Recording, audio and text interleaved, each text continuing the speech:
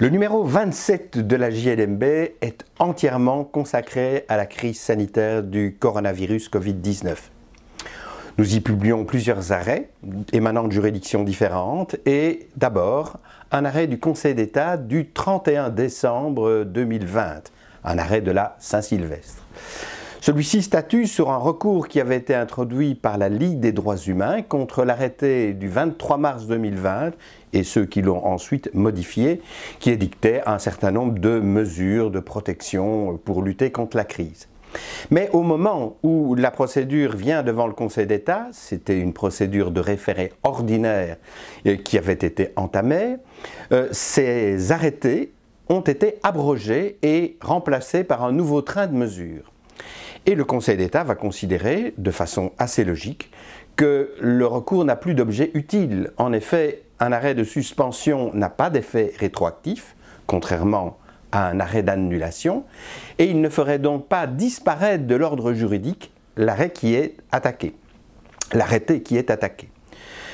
Dès lors, il n'y a pas d'intérêt à ce que l'on statue sur ce recours, puisque même si effectivement les arrêtés prévoyaient des sanctions pénales pour sanctionner un certain nombre de comportements, il appartiendra au juge du fond qui serait saisi des infractions qui auraient été commises sur la base de cet arrêté contesté de lui-même statuer sur sa légalité. Ce qui frappe cependant, c'est que cet arrêt contient aussi ce que l'on appelle un obiter dictum, c'est-à-dire que le Conseil d'État s'y exprime par un considérant qui semble ne pas être en relation directe avec la question qui lui était posée. Il dit qu'il n'est pas le juge naturel de la légalité des arrêtés qui ont été adoptés par le gouvernement, puisque les tribunaux de l'ordre judiciaire, sur la base de l'article 159 de la Constitution, ont également le pouvoir de statuer sur ces décisions. Dans le même numéro, deux arrêts de la Cour d'appel de Bruxelles sont publiés, l'un date du 27 avril et l'autre du 7 juin.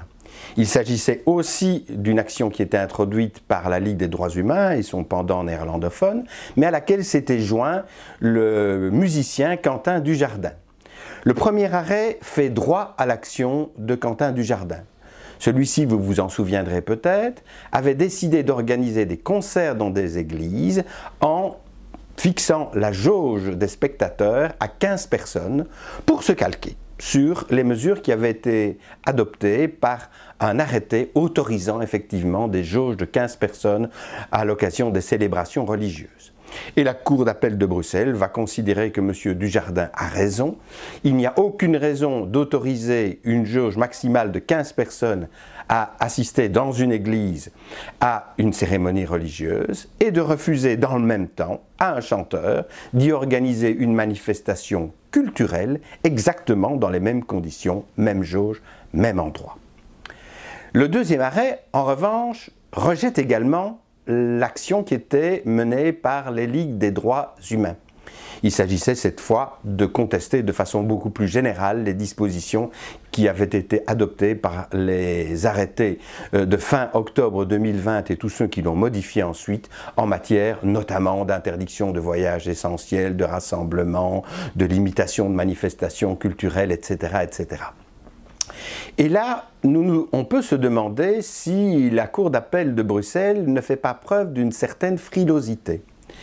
Elle constate qu'effectivement des arguments d'inconstitutionnalité de ces arrêtés sont soulevés, que le tribunal de première instance de Charleroi a déjà posé des questions préjudicielles à la Cour constitutionnelle sur la conformité de cet arrêté à diverses dispositions constitutionnelle et d'ailleurs conventionnelle, donc tirée de la Convention européenne des droits de l'homme ou de la Charte des droits fondamentaux de l'Union européenne, et elle estime qu'il ne lui appartient pas, dans ces conditions, d'anticiper sur ce que dira la Cour constitutionnelle. Dans la même décision, la Cour d'appel de Bruxelles constate que les arrêtés en question n'ont pas été soumis à l'avis de la section de législation du Conseil d'État, ce qui pouvait être justifiable vu l'urgence dans le cas des premiers arrêtés, mais beaucoup moins dans le cas des seconds. Mais elle estime qu'elle ne peut pas statuer sur une demande obligeant à retirer ces arrêtés parce que cela l'obligerait à statuer par voie générale, alors que les juridictions judiciaires ne peuvent statuer que sur des litiges particuliers qui concernent les parties à la cause. Dans le commentaire que je consacre à ces trois décisions, je m'interroge. Ne faut-il pas voir dans le chef de ces trois juridictions une certaine frilosité? On voit le Conseil d'État qui renvoie la balle aux juridictions judiciaires, les juridictions judiciaires qui renvoient la balle à la Cour constitutionnelle en refusant de statuer en faisant usage des pouvoirs qui sont conférés aux juges des référés, de faire une analyse prima facie des droits en présence. Et je mets ça en rapport avec la jurisprudence qui est quand même très abondante, d'une part du Conseil d'État et d'autre part des cours d'appel ou même des tribunaux de première instance statuant en degré d'appel sur des décisions de tribunaux de police, en me demandant effectivement s'il n'y a pas eu là une certaine peur de prendre position dans le cadre d'un conflit sanitaire, effectivement, qui était très prégnant. Ou bien, il faut peut-être y voir autre chose. On sait que l'équilibre entre droits de l'homme, intérêt particulier et intérêt général est contesté par un certain nombre de philosophes et d'ailleurs d'hommes politiques. Si nous allons en Asie, par exemple, la notion même de droit de l'homme est contestée. Ils y voient une manifestation de l'égoïsme content des nantis occidentaux. Les droits de l'homme ne seraient qu'une production capitalo-colonialiste qui ne vaudrait que pour les civilisations occidentales. Et donc, nous voyons se développer un courant qui conteste effectivement ce recours aux intérêts particuliers pour contester des mesures qui doivent être prises dans l'intérêt général. Il y aurait là une sorte d'ingouvernabilité, d'impolitique qui empêcherait nos gouvernements de prendre les mesures adéquates face à des situations de crise. La crise sanitaire en est un exemple, la crise climatique en est certainement un second, plus important peut-être encore. Est-ce cela que l'on voit se développer aujourd'hui? Une plus grande attention portée à l'intérêt général, une moins grande importance concédée aux intérêts particuliers. Je lance un cri d'alarme à cet égard, parce que les droits de l'homme, ça vaut pour tout le monde. C'est certainement le plus bel acquis du siècle dernier, il a d'ailleurs été durement payé.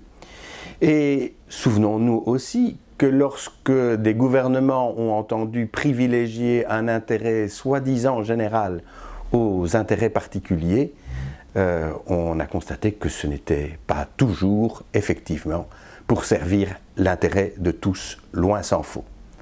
Et à cet égard, je lance un cri d'alarme en m'inquiétant. La nouvelle loi pandémie qui doit rendre au Parlement son rôle prégnant dans l'adoption des mesures en matière de crise sanitaire date du 15 juillet 2021.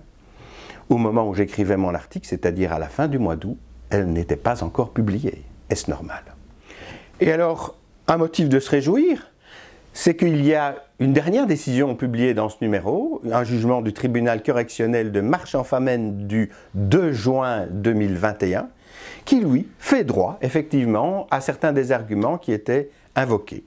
Et notamment qui considère que la loi du 15 juillet 2007 sur la sécurité civile ne contient pas une habilitation permettant au ministre de l'Intérieur de sanctionner pénalement les dispositions qu'il adopte en matière de crise sanitaire et qui dès lors considère que des poursuites dirigées contre des personnes qui y avaient contrevenu sont irrecevables.